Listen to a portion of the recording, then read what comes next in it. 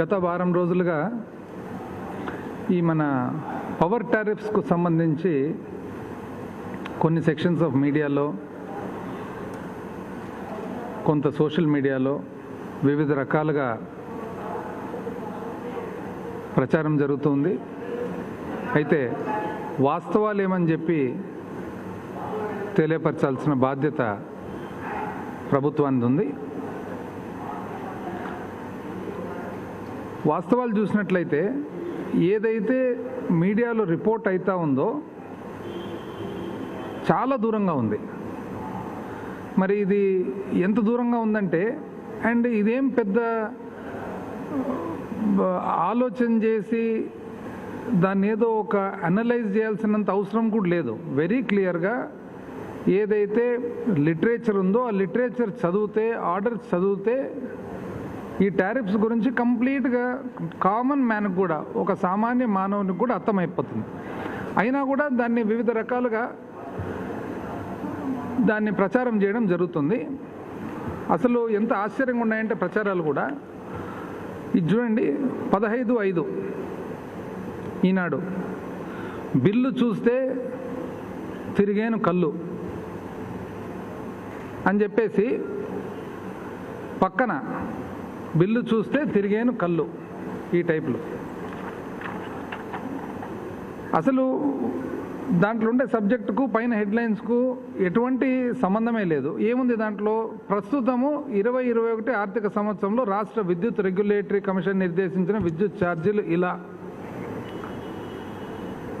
అని చెప్పేసి group A, group B ఇవన్నీ ఇస్తున్నారు. ఈ మొత్తం టేబుల్ చూసినట్లయితే సి కేటగిరీలో 500 యూనిట్లు దాటిన దానికి తప్ప వేరే ఎక్కడైనా కానీ మార్పు ఉందా అసలు అని. పాతదానికి ఇప్పటికీ సి కేటగిరీలో 500 యూనిట్లు దాటితే, అంటే that is highest level of consumption, that is a rich man's consumption. అంటే ఎప్పుడు 500 యూనిట్లు దాటేదానికి ఏకైక పరిస్థితి ఒక 2 కానీ 3 కానీ ఏసీలు నడుస్తే తప్ప 500 దాటలేం. అది కూడా ఒక ఏసీ కూడా కాదు, 2-3 ఏసీలు నడుస్తే తప్ప. కానీ బిల్లు చూస్తే తిరిగేను కళ్ళు.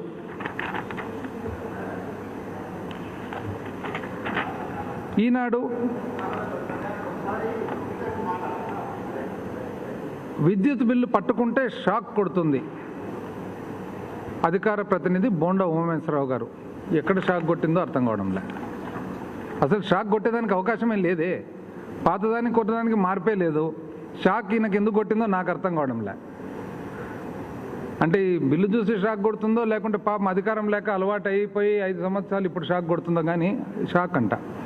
దాంట్లో మళ్ళీ వెనకాల రిపోర్టింగ్ 13/5, కరోనా నేపథ్యంలో జూన్ 15 వరకు ఎలాంటి జరిమానా లేకుండా చెల్లించే వెసులుబాటు.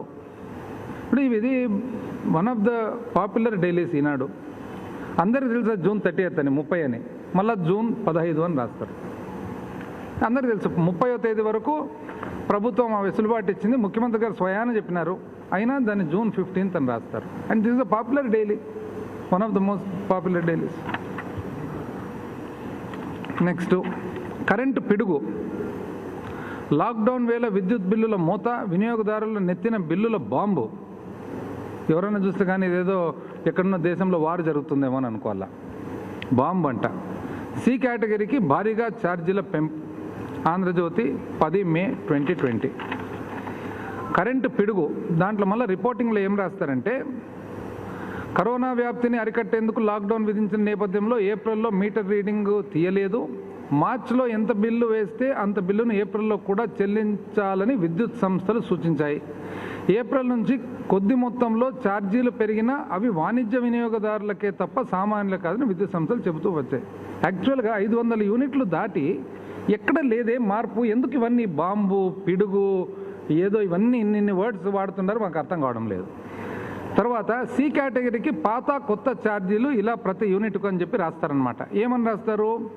0 నుంచి 100 వరకు, అంటే ఇది పాత ఛార్జీ. 0 నుంచి 100 వరకు ₹2.60, 100 నుంచి 200 వరకు ₹3.60, 200 నుంచి 300 యూనిట్ల వరకు ₹6.90, 300 దాటితే ₹7.75.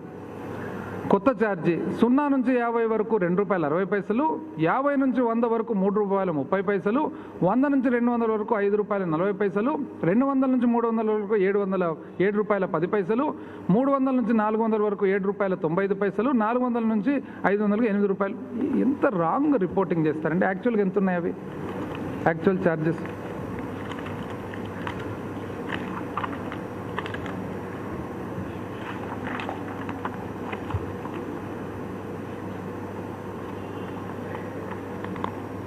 పాత ఛార్జీలు ఇక్కడ రాయడము ₹2.60. పాత ఛార్జీ ఎంత ఉందండి? 0 నుంచి 50 వరకు ₹2.65. సరే, 100 నుంచి 200 అంటారు. పాతది 50 నుంచి 100 ₹3.35, 200 నుంచి 300 ₹6.90. పాతది యాక్చువల్గా 200 నుంచి 300 ₹7.10, 300 దాటితే ₹7.75. యాక్చువల్గా అయితే 300 నుంచి 400 ₹7.90 ఉంది, 400 నుంచి 500 ₹8.50 ఉంది. ఇది సింపుల్ టేబుల్. ఈ టేబుల్ ఎక్కడ పోయినా మనం ఆన్లైన్ పేపర్ చూస్తే కూడా అర్థమైపోతుంది ఈ టేబుల్ ఉందని చెప్పి. మళ్ళీ ఆ టేబుల్ను కూడా మళ్ళీ ఇక్కడ రాంగ్ రిపోర్టింగ్. దాని తర్వాత కొత్త ఛార్జీలు ఇలా ఉన్నాయి, ఒక బాక్స్ ఐటమ్. మళ్ళా ఏమా కొత్త ఛార్జీలు? ఈ విభాగంలో విద్యుత్ ఛార్జీలు ఏప్రిల్ నుంచి భారీగా పెరిగాయి. ఎక్కడ పెరిగాయండి భారీగా? సి కేటగిరీ వినియోగదారులకు పోయిన మార్చి వరకు 300 యూనిట్లకు పైన ఎంత వాడినా యూనిట్ ఛార్జీలు ₹7.75. కరెక్టేనా అండి ఇది? యాక్చువల్గా ఎంత ఉన్నింది? 300 దాటితే 400 వరకు ₹7.95, 400 నుంచి 500 వరకు ₹8.50, 500 దాటితే ₹9.05. రిపోర్టింగ్ చూడండి ఎట్లుందో.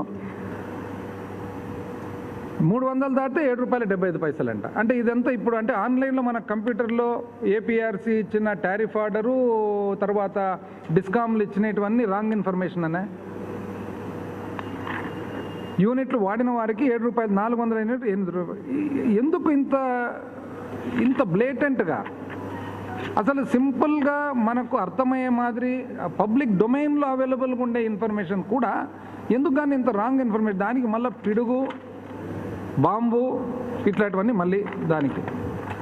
పోనీ ఒకరన్నా కనీసం పాపము ఉన్న రెస్పాన్సిబుల్ పీపుల్లో ఇది కరెక్ట్గా ఉంది. 14 మే వార్త ఏమని? వినియోగదారులు ఎవరు ఎలాంటి అవాస్తవాల ప్రచారాలు నమ్మవద్దని తమకు అందుబాటులో ఉన్న అధికారులను సంప్రదించి నిర్ధారించుకోవాలని విజ్ఞప్తి చేశారు. ఎవరు? మన శ్రీకాంత్ గారు. డిస్కామ్లు తమ వెబ్సైట్లో 1.45 కోట్ల వినియోగదారులకు సంబంధించిన గత 2 ఏళ్ల విద్యుత్ 2 సంవత్సరాల మొత్తం ఇన్ఫర్మేషన్ కూడా పెడుతున్నామని చెప్పడం జరిగింది. ఇంతకంటే ట్రాన్స్పరెన్సీ, పారదర్శకం ఉంటుందండి. వినియోగదారుల శ్రేయస్సు పరమావధి అని ఆయన స్పష్టం చేశారు.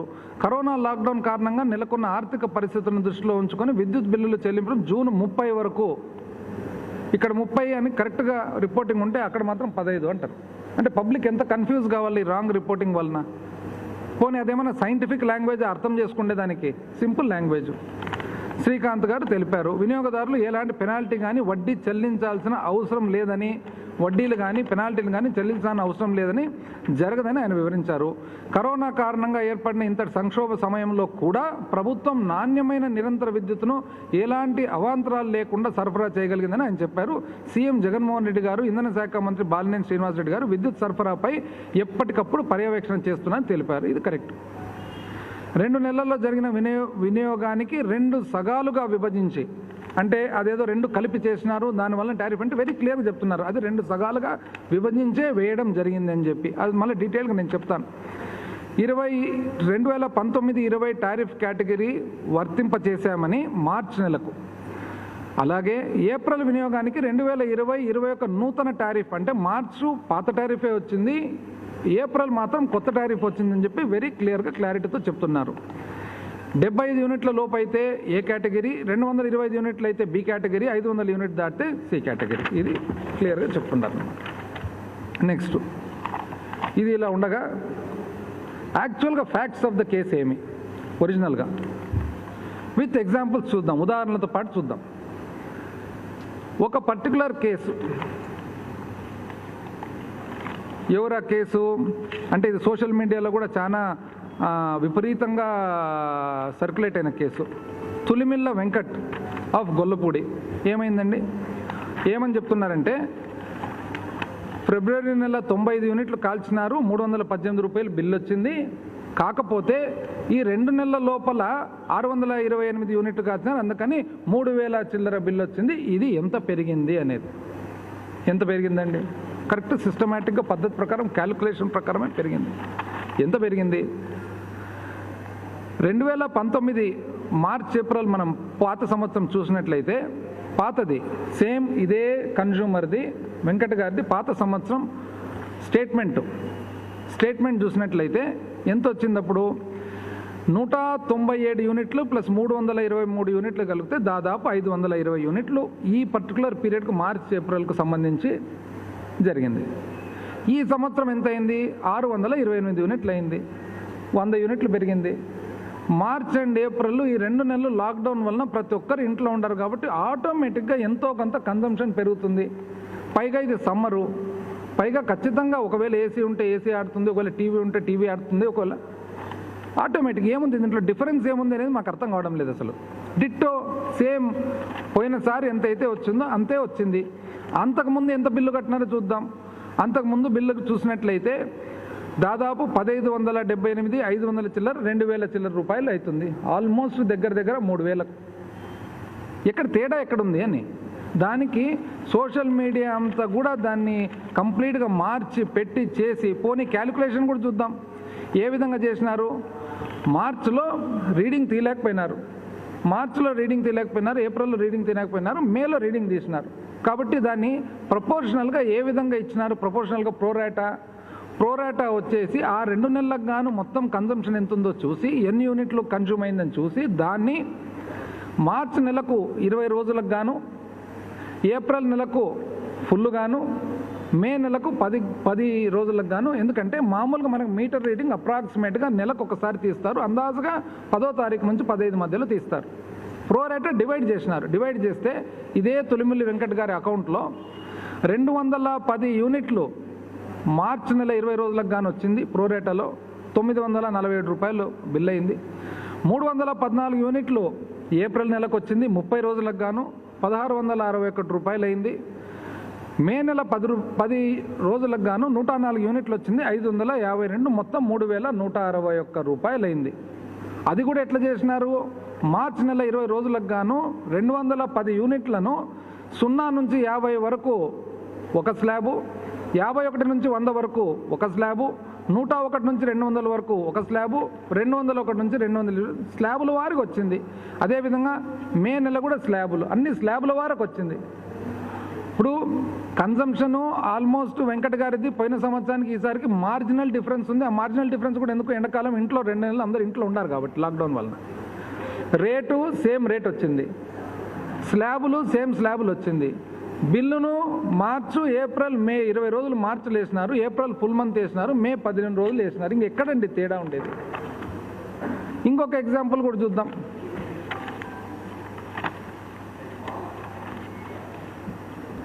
ఇది వచ్చేసి వై మురళీకృష్ణ గుణదాల, ఇది ఒక ఎగ్జాంపుల్. ఇది కూడా సోషల్ మీడియా. ఇది లెక్కేసినాం. పోయిన సంవత్సరము మార్చ్ నుంచి జూన్ వరకు లెక్కేసినాం. మార్చ్, ఏప్రిల్, మే, జూన్ 5 నెలలు లెక్కేసినాం.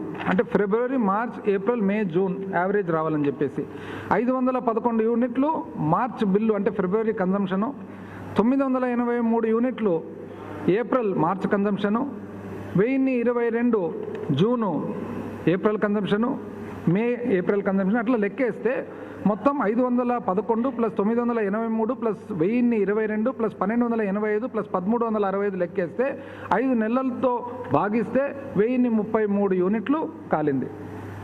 ఈసారి 3 నెలలు లెక్కేసినాం మార్చి నుంచి, ఎందుకంటే మన దగ్గర 3 నెలల ఫిగర్స్ ఉన్నాయి కాబట్టి. మార్చ్, ఏప్రిల్, మే లెక్కేస్తే 542 ప్లస్ 2 నెలలు కలిసి 2522, 3 కలిపి 3 భాగిస్తే 1000 చిల్లర, 1030 చిల్లర. సో ఎక్కడ డిఫరెన్స్ ఎక్కడ వస్తుంది అని. పోనీ ఇంకా మిగతా చోట్ల కూడా ఎట్లా జరుగుతుందని చెప్పి అది కూడా చెక్ చేయడం జరిగింది. రాజమండ్రిలో తీసినాం.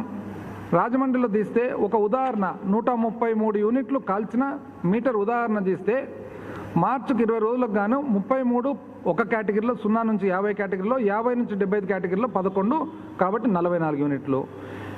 ఏప్రిల్ నెలకు 67 యూనిట్లు, మే నెలలో 10 రోజులకు 22 యూనిట్లు స్లాబ్ల వారికి ఉంది. అదేవిధంగా రాజమండ్రిలో ఇంకొక కేసు 300 యూనిట్లు కాల్స్తే 100 యూనిట్లు మార్చిలో వేయడం జరిగింది, 150 యూనిట్లు ఏప్రిల్ వేయడం జరిగింది, మేలో 10 రోజులకు 50 యూనిట్లు వేయడం జరిగింది. ఇంకొకటి కూడా 1483 యూనిట్లు కాల్చినది కూడా చూడడం జరిగింది. 519 యూనిట్లు మార్చిలో 20 రోజులకు వేయడం జరిగింది, ఏప్రిల్లో 742 యూనిట్లు వేయడం జరిగింది, మేలో 222 యూనిట్లు వేయడం జరిగింది. ఎక్కడ డిఫరెన్స్ ఎక్కడుంది అని, కేవలము డిఫరెన్స్ ఎక్కడుందంటే ప్యూర్లీ ఎప్పుడైతే ఈ 2 నెలలు మీటర్ రీడింగ్ తీలేదో 2 నెలలది కలిసి ఒకటేసారి వచ్చేటప్పటికి ఎప్పుడైతే స్లాబ్ మారుతుందో ఆ స్లాబ్ కట్టేటప్పటికి ఎక్కువ కనపడింది. ఏదైతే మార్చిలో ఫిబ్రవరి నెలది అడ్వాన్స్ కింద కట్టించుకున్నానో దాన్ని మైనస్ చేయడం జరిగింది. పోయిన సంవత్సరంతో పాటు పోల్చుకుంటే సేమ్ అంతకంతే ఉంది, కానీ దాన్ని మార్చి పెట్టి చేసి ఇది ఏదో కొత్త టారిఫ్ ఇచ్చినారు, కొత్త ఇది ఇచ్చినారు, దానివలన మారింది పెట్టింది అని చెప్తున్నారు. వాస్తవానికి టారిఫ్ కూడా ఏ విధమైన టారిఫ్, అసలు స్టాటిక్ అంటే ఏమి, డైనమిక్ అంటే ఏమి? స్టాటిక్ అనేది ఎవరు చూస్తున్నారు అసలు? స్టాటిక్ ఇంతవరకు వేరే ఎక్కడైనా కానీ స్టాటిక్ అనే పద్ధతి ఎక్కడైనా కానీ వాడినారా? ఒక్క ఆంధ్రప్రదేశ్ రాష్ట్రం తప్ప. ఆంధ్రప్రదేశ్ రాష్ట్రంలో ఈ స్టాటిక్ అనే పద్ధతి ఎప్పుడు వచ్చిండేది? మొత్తం హిస్టారికల్గా చూసినట్లయితే ఆంధ్రప్రదేశ్లో ఇది 2013-14 వరకు 2 గ్రూపులు ఉండేటివి, 0 నుంచి 50, 50 నుంచి పైకి. దాన్ని కాస్త గత ప్రభుత్వము 2014 వచ్చిన తర్వాత మామూలు మాదిరిగానే ఆలోచన ఎక్కువ, కన్సల్టెంట్లు ఎక్కువ, కోట్లాది రూపాయలు కన్సల్టెంట్లకు ఇచ్చి వాళ్ళు 30 రకాలు తయారు చేసినారు కేటగిరీలు, ఏ అని, బి అని, సి అని, దీంట్లో. వేరే రాష్ట్రాలు చూసినా కూడా, ఏ రాష్ట్రం చూసినా కూడా ఈ స్టాటిక్ అనే పద్ధతి 2016 నుంచి 19 వరకు వాడిన స్టాటిక్ అనే పద్ధతి ఏ రాష్ట్రంలో కూడా లేదు, ఆంధ్రప్రదేశ్ తప్ప.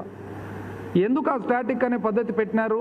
ఎందుకంటే పేరుకు ఎవరికి పెంచకుండా, ఖర్చులు డిస్కామ్లో పెరిగినా, జనరేటింగ్ కంపెనీస్ పెరిగినా కూడా పబ్లిక్ టారిఫ్ పెంచకుండా వేరే కేటగిరీలో పెట్టి ఎక్కువ లాగాల వాళ్ళ నుంచి అనే ఉద్దేశంతో గత ప్రభుత్వం చేసినది స్టాటిక్ పద్ధతి.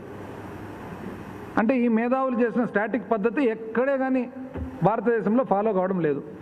ఇప్పుడు ఈసారి ఏపీఆర్సీకి వచ్చేటప్పటికి ఏమైంది? ఏపీఆర్సీ ఈ సంవత్సరము ఎంతోమంది రిప్రజెంటేషన్స్ తీసుకున్నారు. ఆ రిప్రజెంటేషన్స్ ఎవరెవరు తీసుకున్నారు?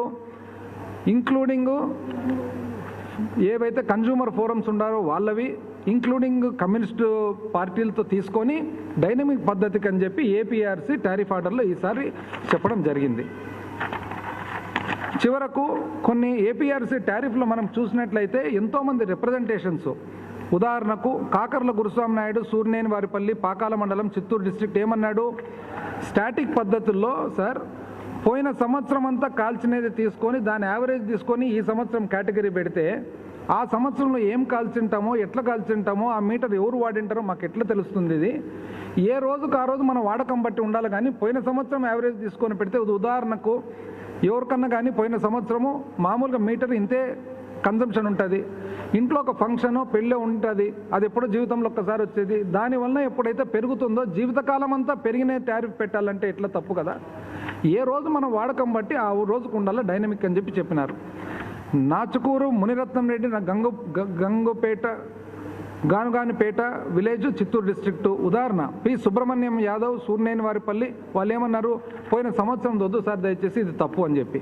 అదేవిధంగా మున్స్వామి నాయుడు, కుందేటి వారిపల్లి, చిత్తూరు డిస్ట్రిక్టు, పోయిన సంవత్సరం ఇది కరెక్ట్ కాదు. అంటే ప్రతి ఒక్కరు కూడా ఏమంటున్నారంటే ఈ పోయిన సంవత్సరం యావరేజ్ తీసుకునే స్టాటిక్ పద్ధతి ఏదైతే ఉందో అది వద్దు సార్ అని చెప్పేసి. మనకు ఎప్పటి నుంచి వచ్చింది ఇది? కేవలం ఈ గ్రూపింగ్ అంతా కూడా 2016-17 నుంచి, అంటే వీళ్ళు 2013-14లో ఏర్పాటు చేసుకున్న తర్వాత ప్రభుత్వం ఒక సంవత్సరం పాటు 3 కాక 4 స్లాబ్లు కూడా పెట్టినారు, 4 కేటగిరీలో పెట్టినారు. ఒక సంవత్సరం తర్వాత మార్చి మళ్ళా దాన్ని 3 అనవసరమైన 3 కేటగిరీలు చేసి స్టాటిక్ అని పెట్టి మొత్తం ప్రతి ఒక్కరిని కన్ఫ్యూజ్ చేసి పెట్టినారు. ఈరోజు ఆ కన్ఫ్యూజన్ వద్దని చెప్తే ఈరోజు దాన్ని ఒక 2 నెలలు కోవిడ్ను అడ్డం పెట్టుకొని, కోవిడ్ వలన జరిగిన మీటర్ రీడింగ్ లేనందువలన ఒక రీడింగ్ వస్తే ఇంత రాజ్యాంగం చేసి ఎన్ని రకాలుగా బాంబు అని ఒకరు, పిడుగు అని ఒకరు, ఏ బాంబు ఏం పిడుగు. లాస్ట్కు అసలు టారిఫ్స్ చూసినట్లయితే, పాత పద్ధతి చూసినట్లయితే వేరే రాష్ట్రాలతో పోలిస్తే నిజం చెప్పాలంటే ఆంధ్రప్రదేశ్ రాష్ట్రము లోవర్ సెక్షన్ 200 యూనిట్ల కంటే తక్కువ కన్జంప్షన్ ఉండే కన్జ్యూమర్స్కు ఆంధ్రప్రదేశ్ రాష్ట్రం భారతదేశంలో వన్ ఆఫ్ ద అన్నిటికంటే తక్కువ ఉంది. దాదాపు తక్కువ ఉండే రాష్ట్రాల్లో ఒకటి. ఆంధ్రప్రదేశ్ రాష్ట్రంలో ఎప్పుడు టారిఫ్స్ పెరిగినాయి? ఓన్లీ హయ్యర్ కన్జంప్షన్ 200-250 యూనిట్లు దాటిన తర్వాత మాత్రమే ఉంది. ఈరోజు చూసినట్లయితే 0 నుంచి 50 యూనిట్లు వాడకం చూస్తే ఆంధ్రప్రదేశ్ రాష్ట్రంలో ₹1.45 ఉంటే తమిళనాడులో ₹2.50, కర్ణాటకలో ₹3.75, గుజరాత్లో ₹3 చిల్లర, రాజస్థాన్లో ₹3 చిల్లర, మహారాష్ట్రలో ₹4 చిల్లర. ఓన్లీ ఆంధ్రప్రదేశ్ ఎక్కడుంది? 200-250 యూనిట్లు దాటితే అంటే రిచర్ కన్జ్యూమర్కి వచ్చేటప్పటికి. అండ్ పెంచినది కూడా ఎప్పుడు ఓన్లీ 500 యూనిట్లు దాటిన వాళ్ళకు మాత్రమే అని చెప్పి వెరీ క్లియర్గా మనకు అర్థమవుతా ఉంది. ఈ పరిస్థితుల్లో మళ్ళీ వీళ్ళు టాల్ క్లెయిమ్స్ ఏమని చెప్తారంటే, అసలు బ్రహ్మాండంగా మా మాదిరి ఎవరు చేయరు, ఇంకా వాళ్ళు మళ్ళీ చెప్పుకోవడం అనమాట. ఏమని? మా మాదిరి ఇంతవరకు ఎవరు కరెంటు డిస్కామ్లను నడపలేరు. చూద్దాం, అది కూడా చూద్దాం ఎట్లా నడిపినారు వీళ్ళు అనేది. 2014 మార్చి 31, 2014 ఒక ఇండికేటర్గా చూసుకుంటే, 2019 మార్చి 31 ఒక ఇండికేటర్గా చూసుకుంటే, అంటే గత ప్రభుత్వము పాలిచ్చిన 5 సంవత్సరాలు, 31 డిసెంబరు అంటే మార్చి నుంచి కొత్త ప్రభుత్వం వచ్చిన తర్వాత ఒక ఇండికేటర్గా చూసుకుంటే డిఫరెన్స్ ఒకటి చెప్తాను.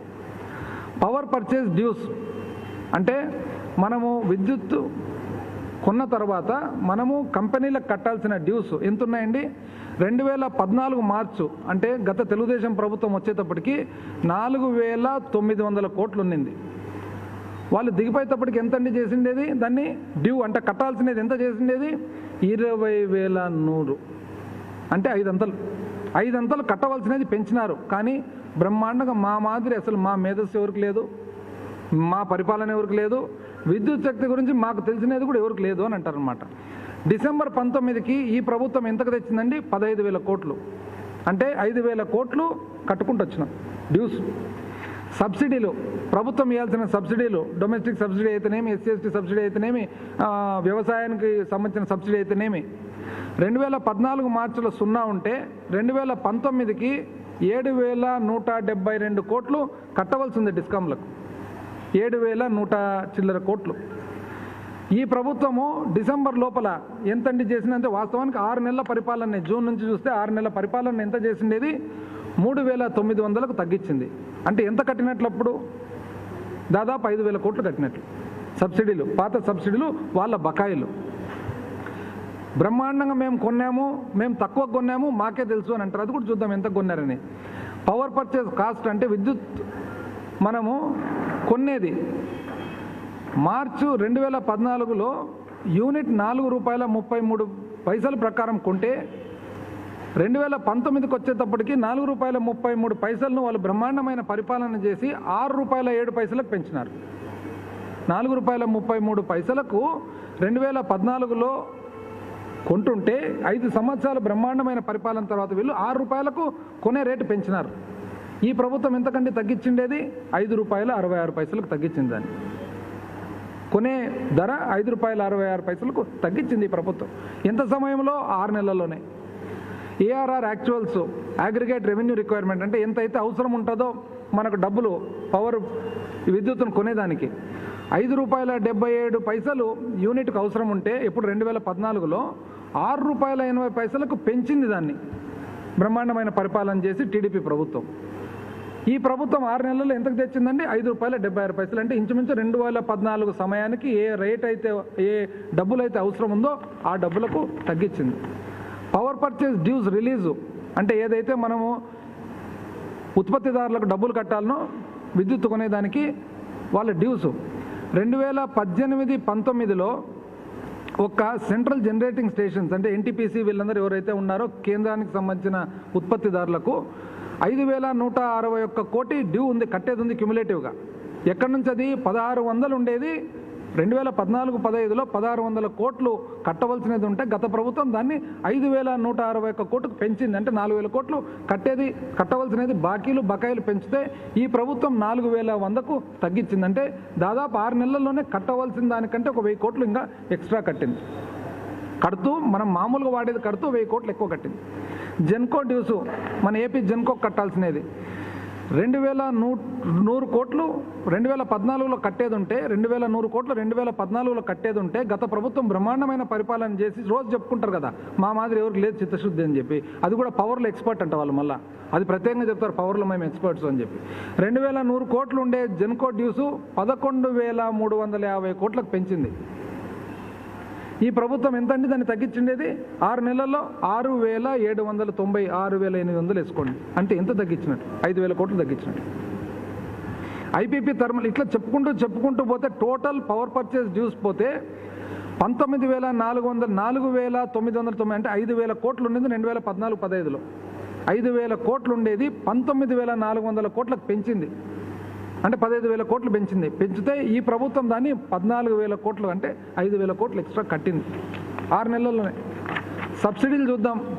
ప్రభుత్వం కట్టాల్సిన సబ్సిడీలు టోటల్గా ఎంత ఉండిందండి? 2014-15లో 0 ఉంటే 18-19కి వచ్చేటప్పటికి 7,172, 19-20కి వచ్చేటప్పటికి 10,899 అంటే 11,000 కోట్లు ఇంచుమించు డ్యూ ఉంటే దాదాపు 7,000 కోట్లు ఈ ప్రభుత్వం కట్టి 3,900 కోట్లు ఈరోజు ఇంకా బ్యాలెన్స్ కట్టవలసిన అవసరం ఉంది. ఏ ఇండికేటర్ అయినా చూడండి అసలు, ఎందుకంటే వాళ్ళకి ఊరికి మాట్లాడేది వేరే, ఫిగర్స్తో పాటు రమ్మనంది ముందరికి చూద్దాం. లోన్ అవుట్ స్టాండింగ్ ఎంత ఉందండి? మొత్తము ఎస్పీడీసీఎల్ కానీ, ఈపీడీసీఎల్ కానీ, ట్రాన్స్కో కానీ, జెన్కో కానీ, పీపీడీసీఎల్ కానీ, అంటే మనకున్న బోత్ జనరేటింగ్ సంస్థ, సరఫరా సంస్థ రెండు చూసినట్లయితే 2014-15 అప్పు ఎంత ఉన్నింది అందరూ కలిస్తే 31,650 కోట్లు ఉన్నింది. ఈ ప్రభుత్వము 2014 నుంచి 15 ఎంతకండి పెంచిండేది వాళ్ళు? దాన్ని 63,500 కోట్లు అంటే 30,000 కోట్లు 30 చిల్లర వేల కోట్లు ఎక్కువ అప్పు చేసినారు. కానీ మా మాదిరి ఎవరు చూసుకోలేరు, పవర్ మా మాదిరి ఎవరు సరఫరా చేయలేరని చెప్పి డైలీ టాల్ క్లెయిమ్స్. అప్పు నష్టాలు ఎంత ఉన్నిందండి? 2014-15లో 7,069 అంటే 7,000 కోట్లు నష్టాల్లో ఉన్నాయి అన్నీ. ఏది? AP SPDCL, EPDCL, Transco, Genco, PPDCL అన్నీ కలిపితే, ఏది ఉత్పత్తి సంస్థలు, సరఫరా సంస్థలు కలిపితే 7,000 కోట్లు నష్టాల్లో ఉంటే గత ప్రభుత్వం ఎంతకంటే దాన్ని 30 చిల్లర వేల కోట్లకు పెంచింది నష్టాన్ని. 30 చిల్లర వేలకు ఆ నంచాన్ని పెంచింది. కానీ వాళ్ళు చెప్తారు ఈరోజు మా మాదిరి బ్రహ్మాండమైన పరిపాలన ఎవరు చేయలేరని. ఈ ప్రభుత్వం వచ్చిన తర్వాత ఏం చేసింది అనేది కూడా చెప్తాను. ఉదాహరణకు సబ్సిడీలు కట్టేది కాకుండా, బకాయిలు కట్టేది కాకుండా అప్పు కూడా తక్కువ రేటుకు తెచ్చింది. చివరకు ఎక్స్చేంజ్ నుంచి కొంటున్నాం, టెంపరీ కొంటాం. టెంపరీ కొనేది అక్టోబర్, ఒక ఉదాహరణకు అక్టోబర్ 2018 వాళ్ళ ప్రభుత్వంలో చూస్తే ₹6.75 మాదిరిగా యూనిట్ కొనింది ఎక్స్చేంజ్లో నుంచి. 2019 అక్టోబర్ చూస్తే ₹3.40 మాదిరిగా ఈ ప్రభుత్వం కొనింది. అంత తేడా ఉంది. అంత తేడాతో పాటు చివరకు ఇండియన్ ఎక్స్ప్రెస్లో ఎంత బ్యూటిఫుల్ చూడండి ఒక ఆర్టికల్. ఇప్పుడు 22 April, Transco saves 102 crores in 3 weeks by procuring power at ₹2.51.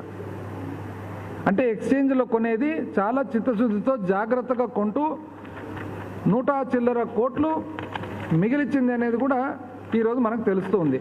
మళ్ళీ ఈ పరిస్థితుల్లో ఇది ఈ విధంగా పెట్టుకొని వీళ్ళు ప్రతిరోజు ఈ తప్పుడు సమాచారం ఇస్తూ, తప్పుడు ఆలోచనలు పబ్లిక్లో కలిగిస్తూ, తప్పుడు భయము కలిగిస్తూ ఏమీ కాదు. వచ్చే నెల బిల్లు వచ్చేటప్పటికి అందరికీ అర్థమైపోతుంది ఈ 2 నెలలు పెండింగ్ ఉన్న దానివల్ల ఇది వచ్చింది తప్ప మామూలుగా యథావిధిగా సిస్టంలోకి వచ్చేస్తుంది. ఒక్క 500 యూనిట్లు దాటిన వాళ్ళకు మాత్రమే యూనిట్కు 90 పైసలు పెరుగుతుంది. ఈరోజు ఏపీఆర్సీ ఇచ్చిన టారిఫ్ వలన, ఆ నిర్ణయం వల్ల జరిగే లాభం కూడా ఏమంటే, ఆ లాభంలో భాగంగా ఎవరైతే పోయిన సంవత్సరం నుంచి బేస్ చేసుకొని ఉండారో అట్లా కాకుండా ఏ నెలకు ఆ నెలకు మన వాడకాన్ని బట్టి, మన కన్సంప్షన్ను బట్టి ఈరోజు వస్తాయి. దీన్ని అన్ని రకాలుగా అనవసరంగా రాజకీయం చేయాలని. ఇప్పుడు పరిస్థితి ఏదంటే ఇప్పుడు యాక్చువల్గా వాస్తవానికి కోవిడ్తో అల్లాడిపోతూ ఉన్నారు. ఎవరు అల్లాడిపోతూ ఉన్నారు? అన్ని డిపార్ట్మెంట్లలో పనిచేసే వాళ్ళు, ప్రజలు, medical and health department, municipal, Panchayati Raj, ప్రభుత్వానికి సంబంధించిన ప్రతి ఒక్క డిపార్ట్మెంట్ వాళ్ళు పనిచేస్తున్నారు. సిమిలర్లీ ఎలక్ట్రిసిటీ డిపార్ట్మెంట్ కూడా పనిచేస్తున్నారు. ఈరోజు ప్రభుత్వం అంతా కూడా పనిచేస్తూ ఉంది. ఇట్లాంటి పరిస్థితుల్లో దీన్ని తీసుకొని తప్పుడు సమాచారం తెచ్చి దాన్ని ఏదో తప్పుగా దింపాలా, పబ్లిక్ లేక కేవలం రాజకీయం చేయాలి. ఇంతకుముందు కూడా చెప్పినాం, రాజకీయం చేసేదానికి చాలా టైం ఉంది, ఇంకా 4 సంవత్సరాలు ఉంది. దాటినేయండి. రాజకీయం చేసేటప్పుడు కూడా వాస్తవాలతో చేయండి. అవాస్తవాలు చెప్పి అన్యాయంగా పబ్లిక్ అందరినీ కూడా తప్పుదోవ పట్టించి పబ్లిక్ అందరికి కూడా ఏదో ఒకటి భయం సృష్టించి పరిపాలన మీద, ఎందుకంటే పరిపాలన బ్రహ్మాండంగా సవ్యంగా సాగుతూ ఉంది. ఏదైతే మేనిఫెస్టో ఉందో మేనిఫెస్టో ప్రకారంగా ఈరోజు అమల్లోకి అన్నీ వస్తున్నాయి. ముఖ్యమంత్రి గారు every day almost all departments on ఒక పీరియాడికల్ బేసిస్ మీద సమీక్షిస్తూ ఒక సిస్టమేటిక్ పరిపాలన వస్తే వీళ్ళకు అర్థం కాక అనవసరంగా ఇటువంటి నిజం చెప్పాలంటే అబద్ధాలు అనే పదం వాడాల్సి వస్తుంది. కాబట్టి దయచేసి అందరికి కూడా తెలియజేస్తూ ఉన్నాము, ఎవరు కూడా వీళ్ళు చేసే ఈ తప్పు ప్రచారం నమ్మొద్దండి. నెక్స్ట్ మంత్ నుంచి, వచ్చే నెల నుంచి ఆటోమేటిక్గా ఎప్పుడైతే మన కన్జంప్షన్ వస్తుందో నెలకు పోయిన ఎందుకంటే ఇప్పుడు 2 సంవత్సరాలది ఆన్లైన్ పెట్టమంటున్నాం. 2 సంవత్సరాలు ఆన్లైన్ పెట్టినప్పుడు ప్రతి ఒక్కరు కూడా పోయిన సంవత్సరం మనం ఎంత వాడుకున్నాం, అంతకుముందు ఎంత వాడుకున్నాం అనేది మనకే తెలిసిపోతుంది. ఈరోజు డైనమిక్ సిస్టమ్కు స్టాటిక్ నుంచి డైనమిక్ మార్చినందువలన దాని లాభం ఏమనేది జూన్ జూలైకి అంతా అందరికీ తెలుస్తుంది. జనరల్గా ఏమవుతుందంటే ఎవరైనా కానీ అందరం కూడా సహజంగా మానవులం అందరం కూడా మంచి జరిగినప్పుడు మనం జనరల్గా బయట చెప్పుకోము. కాకపోతే మంచి అనేది నెక్స్ట్ జరిగినప్పుడు ఆటోమేటిక్గా పబ్లిక్కే తెలుస్తుంది. ఏదంటారు?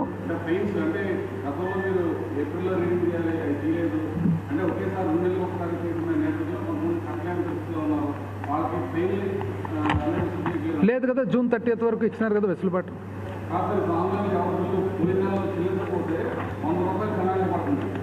జూన్ 30th 30 వరకు వెసులుబాటు ఇచ్చినారు కదా. ఇప్పుడు అదే కదా, ఇప్పుడు ఈరోజు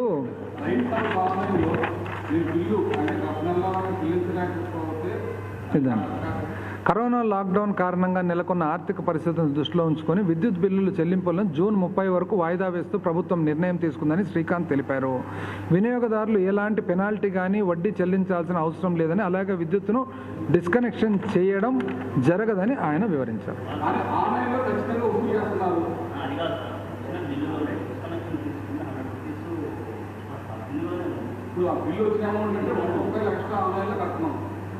అదేమన్నా స్టాండర్డ్ సాఫ్ట్వేర్ ఫార్మాట్లో వచ్చి ఉంటుందేమో, will take care of that.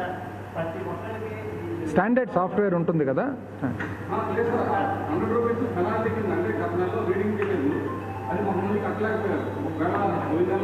అదే చెప్తున్నా కదా, ఇప్పుడు సాఫ్ట్వేర్ అనేది ఎప్పుడు కూడా సాఫ్ట్వేర్ అనేది ఎట్లంటే ఒక స్టాండర్డ్ ఫార్మాట్లో ఉంటుంది. ఏమన్నా కానీ మనం నిర్ణయాలు తీసుకున్నప్పుడు ఆ నిర్ణయం అనేది ఎఫెక్ట్ లేక వస్తుంది అనమాట. ఉదాహరణకు ఇప్పుడు మార్చిలో రీడింగ్ తీయలేదు కాబట్టి సమ్ అడ్వాన్స్ కింద ఫిబ్రవరి ఎంతైతే కన్జంప్షన్ ఉందో వాడకం ఉందో ఫిబ్రవరి వాడకాన్ని మార్చిలోకి వేసినారు. కానీ వేసి దాన్ని మళ్ళా నెక్స్ట్ బిల్ వచ్చినప్పుడు దాన్ని మైనస్ కూడా చేసినారు. అదేవిధంగా ఏదన్నా కానీ కరెక్షన్స్ చేసేది ఉంటే సబ్సిక్వెంట్గా కరెక్షన్స్ అయిపోతాయి. Any corrections that have to be made as a result of the decision of the government and policy of the government will be affected in due course. ఇప్పుడు ఎన్నోసార్లు ఎక్స్ట్రా కూడా కట్టింటాం, ఇన్కమ్ ట్యాక్స్ ఉంది extra కట్టింటాం, refund వస్తుంది కదా.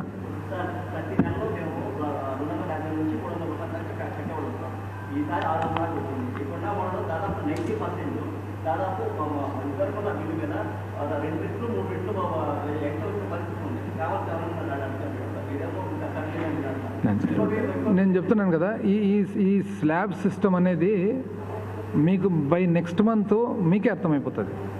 వచ్చే నెలకంతా ఏ విధంగా వచ్చిందనేది మీకే అర్థమైపోతుంది.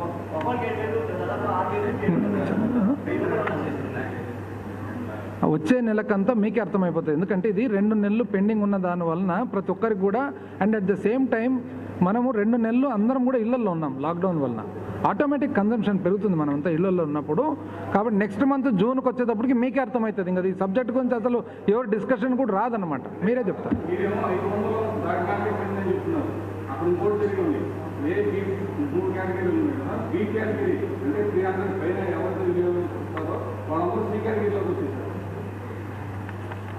ఆ shift is very marginal. Shift ఎట్లా మార్జినల్ అంటే నేను చెప్తా, అది కూడా చెప్తాను. 1 or 2% మాత్రము డైనమిక్లో ఎవ్రీ మంత్ తీస్తారు కాబట్టి షిఫ్ట్ అవుతుంది. కానీ అట్ ద సేమ్ టైం మనం గుర్తుపెట్టుకోవాల్సింది ఏమంటే ఆగస్టులో వర్షాలు పడిన తర్వాత వాపస్ ఎప్పుడైతే షిఫ్ట్ అవుతారు, ఇమీడియట్గా షిఫ్ట్ అవుతారు. పాత స్టాటిక్ పద్ధతులు ఏమైతే సంవత్సరానికంతా కట్టాల్సి వస్తుంది.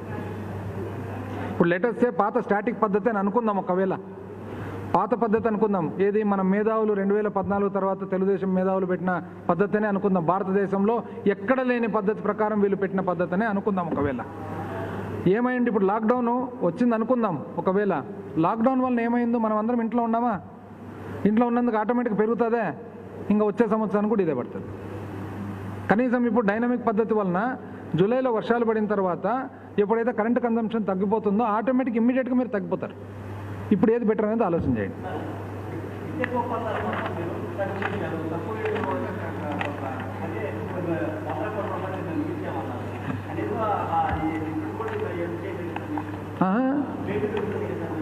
ఏది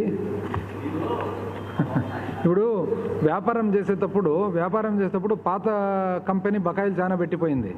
సో ఇప్పుడు 100-200 మిగిల్చి ఆ 100-200 పాత బకాయిలు కట్టొద్దా? అంతే కదా, వ్యాపారమే కదా. డిస్కామ్ బిజినెస్ కదా, ఎలక్ట్రిసిటీ సప్లై బిజినెస్.